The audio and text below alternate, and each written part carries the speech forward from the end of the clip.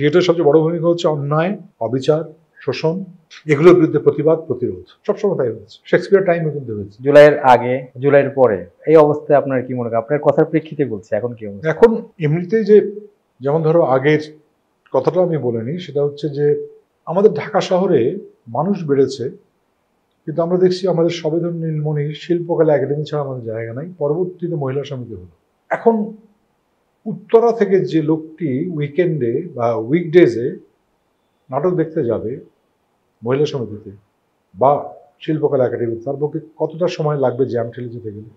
6:30 কিংবা 7টার সময় যদি নাটক হয়, কমপক্ষে 1.5 ঘন্টা আগে হাতে রেখে বেরোতে হবে, 1.5 থেকে 2 ঘন্টা। অথচ একমাত্র সেগুন বাগিচার ওখানেই একটি মাত্র অডিটোরিয়াম।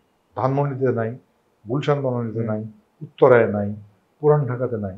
আশপাশে যদি দেশগুলো আমরা দেখি তাহলে দেখব কিন্তু আমরা যে প্রচুর জায়গায় এরকম ধরনের একটা কমিউনিটি গ্যাদারিং থিয়েটার হল, আধুনিক থিয়েটার হল আছে।